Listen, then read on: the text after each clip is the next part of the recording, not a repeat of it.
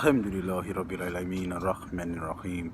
All praise is due to the Most High Allah, Lord of all the worlds, the most gracious, the most merciful. We give honors, the highest honors to all the prophets, patriarchs from all times and climes who played their role in carrying the law into our hands today. Greetings and blessings, family. This video was in consequence to my original video, specifically dealing with the fact of whether or not the black woman is God. And if she is indeed God, what type of God is she? My video got a lot of flack. I was allegedly shaming and bashing women because for some reason they didn't think that I presented the contribution of the men to the destruction of family. And I'm gonna keep it real. Yeah, black men in America, they're pretty damn petty. They commit crimes, petty crimes. They get locked up and incarcerated. We lack leadership. We lack backbone.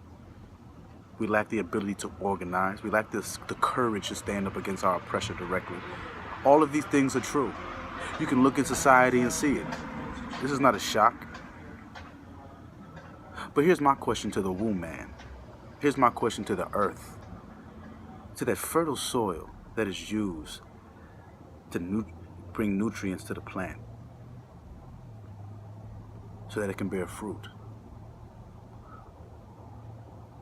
What is the difference between you and what you're doing and what the women of other races are doing? If black men are so bad, why are you producing them the way that you're producing them? And what are the groups of other races, women of other races?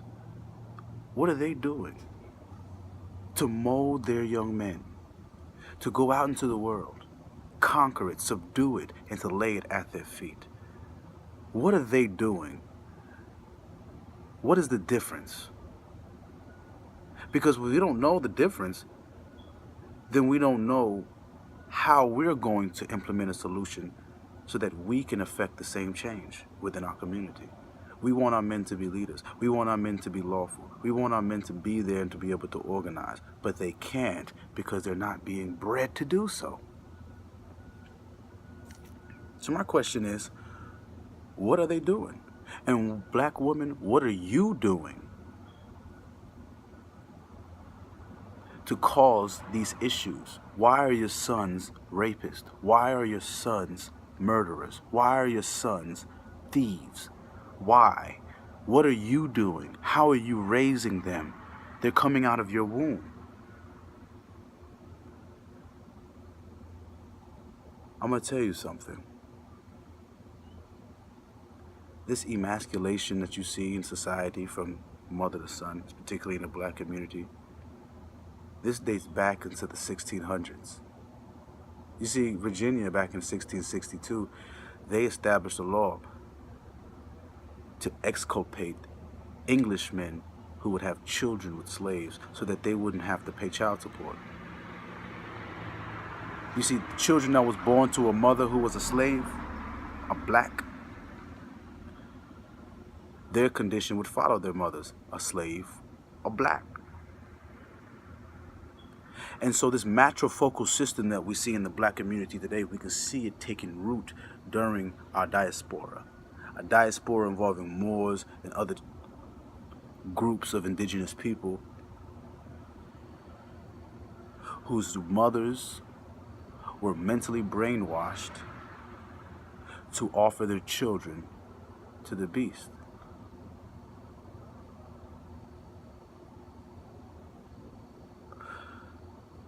Some of the things that I see black women are doing that other groups are not doing. I see black women spending over $7 billion in fake hair. Weave.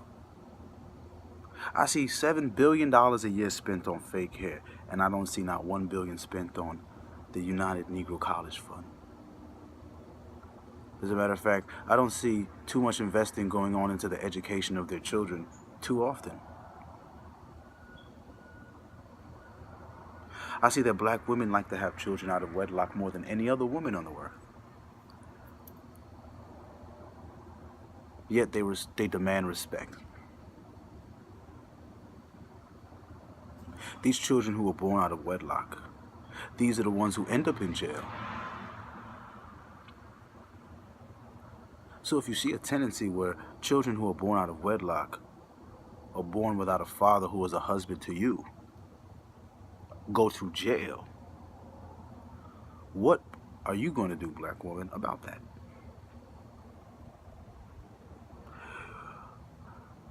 Your men are the least educated and the most ostracized. Nothing's done about that. You may think that I'm bashing women. You may agree with me. Regardless, you still have to acknowledge these facts. That you have other races of women who are producing men, who are out conquering the earth and bringing that prestige and glory to them. But in the black race, it doesn't happen. For some reason, these young men are not bred, are not being trained, are not being educated to carry on the torch of their predecessors. Why is that? Why is that? So whenever you hear a brother talking about life or talking about what black women are doing in regards to the family, I suggest that people should listen before they think that we're simply bashing.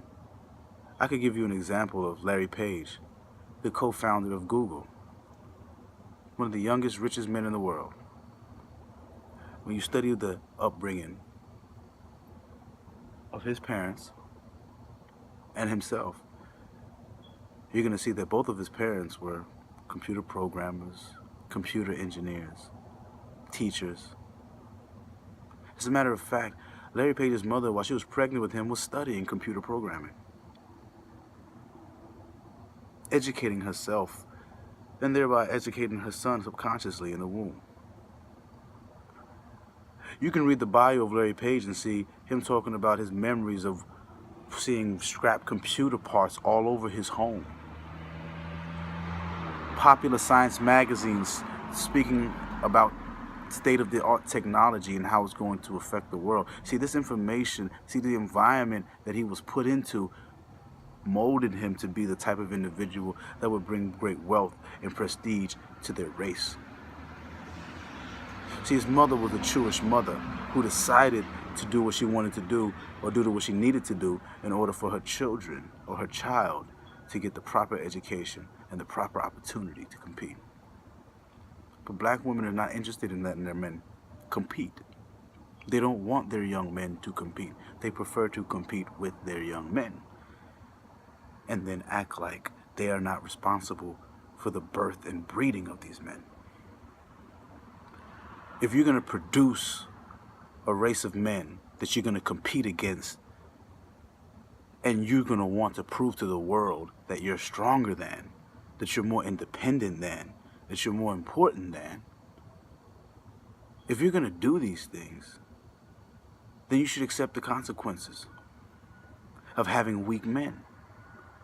If you want to produce a man that you can compete with, then you shouldn't cry when you lose the war.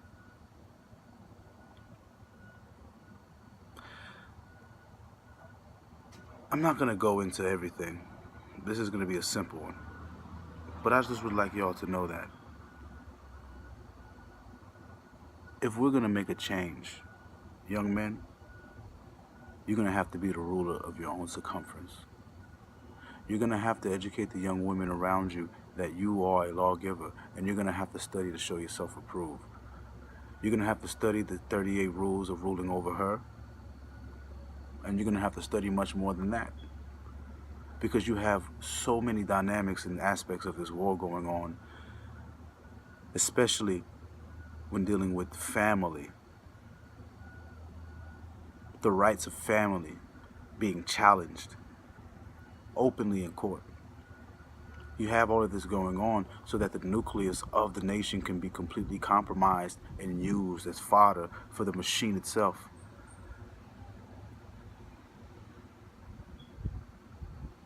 I beg the young women who are listening to this video to look into themselves and to truly ask the questions, answer the question honestly. What are you doing and what are they doing that are different? Why are these men being produced from the wombs of other women, for white women, Asian women, and are able to execute so much in the world? And why are the men being produced from black women so subjugated and without power? Peace and blessing, family. Until next time.